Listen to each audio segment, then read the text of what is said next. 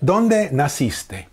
Nací en el pueblo de Moca, que es un pueblito en la parte oeste de Puerto Rico. Un pueblito simplemente bello. Háblame de Moca. Moca fue un pueblito donde yo viví con mi abuelita. Y de ahí, donde nosotros vivíamos, yo caminaba hacia la escuela. Y fue una gran aventura. Y siempre, siempre me trataron bastante bien. ¿Cómo era el clima? Es bastante caliente, bastante alto, 80, 90. Pero como la isla de Puerto Rico está cerca del mar, siempre vienen esas brisas. Lo podemos enfrentar sin problema ninguno. ¿Qué fruta crece allí? En Puerto Rico tenemos muchas piñas, chinas, panas de agua, guineos, tomates, etcétera, etcétera. ¿Qué comiste? Nosotros comíamos bastante arroz y habichuela.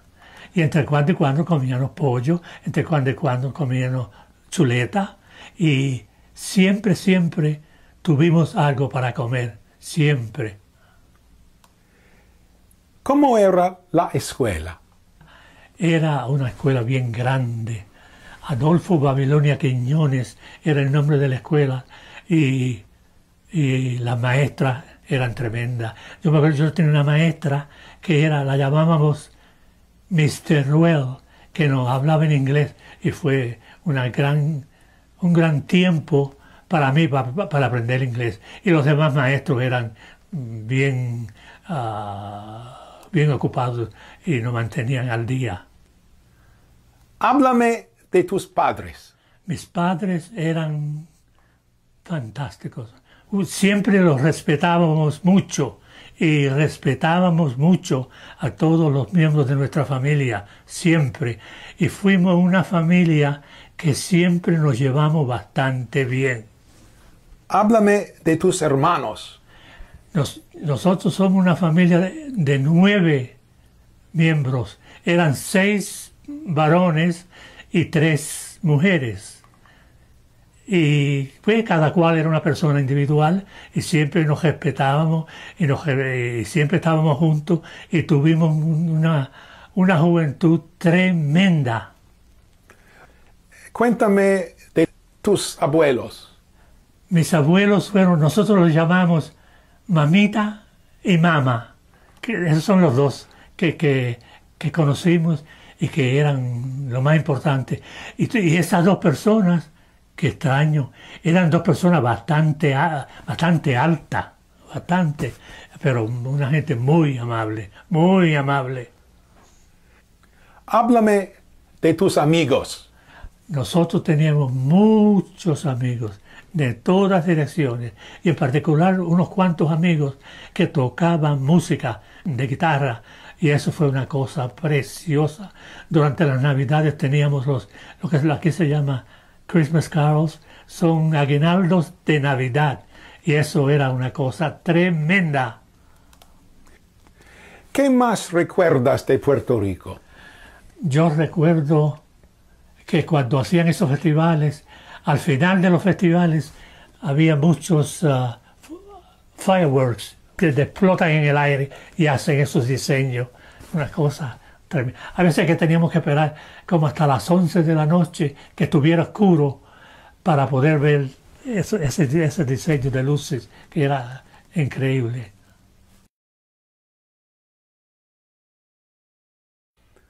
When did you come to New York? I came to New York in 1948, and at that time I was living with my brother who was already there. When I came to New York, ordinarily you become a dishwasher, which I was a dishwasher, for a couple of months. But since I was able to speak English in a little bit longer, I was behind a counter. I was a counterman selling chow mein for 25 cents. It was incredible. What made you come to New York in the first place? I came to New York because in Puerto Rico it was very hard to get a job. And I figured New York is supposed to be the city of dreams. And I figured that's the place where I want to be. When you decided to come to New York, did you come by boat or did you come by plane? How did it work? I came by plane. It was a propeller plane, very noisy. And we ended up in Miami. And from Miami, we had to take another flight back to the city of New York. It worked out very well. When you came here, you were living with your brother. Right. Where did you live?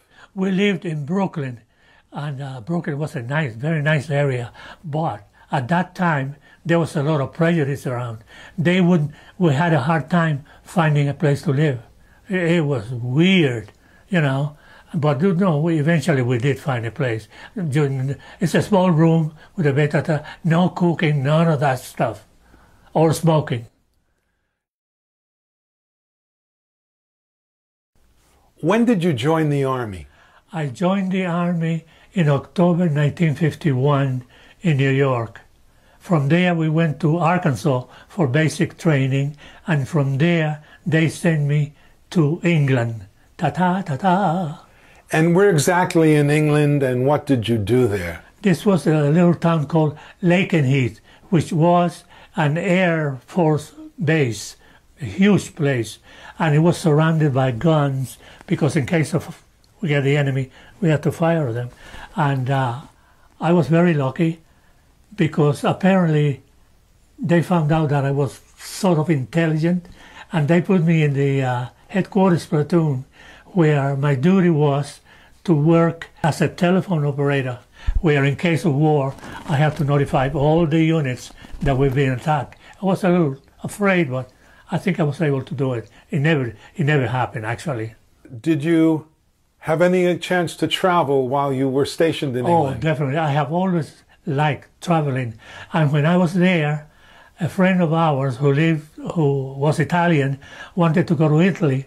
And he asked me if I could go with him. I said, well, Alfred was his name. I don't have any. Anyway, he lent me $300, and we went to Italy. And it was beautiful because his family lived in southern Italy, and that was quite an experience. It was quite an experience seeing the Vatican City and seeing the Colosseum. Wow, that was really something. When you were in England, you began working the switchboard, but after that you changed jobs. Can you explain that a little bit? Well, when I was not at the switchboard, I was also a photographer for the unit, because when they had parades, I had to go around and take all kinds of pictures that they would put up on a board, and I took pictures of all the weapons, whatever, and the unit that had the cleanest weapons and everything, they were given a weekend pass. And most of the time, they will go to Cambridge. And I used to go to Cambridge because they had a huge ballroom, and that is the place where I met my wife, Cynthia Patricia Dye. Lovely English girl.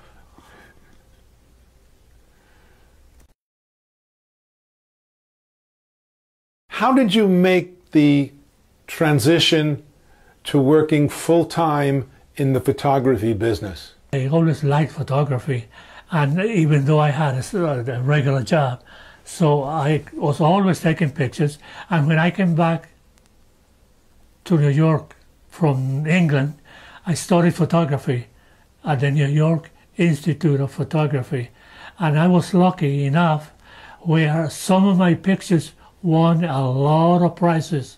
One of my most important photographs was a picture that I took at Central Park, and it won the grand prize, $3,500. And with this money, I paid a few bills, and Cindy always liked country music. So I took her to Operaland in Tennessee. Oh, it was great. We had a tremendous time. thanks so much for taking the time to talk a little bit about your experiences in the early days of your life, as well as the days when you first came to New York. Thank you very much. Muchas gracias. Me alegro que hayas venido a grabar este programa en video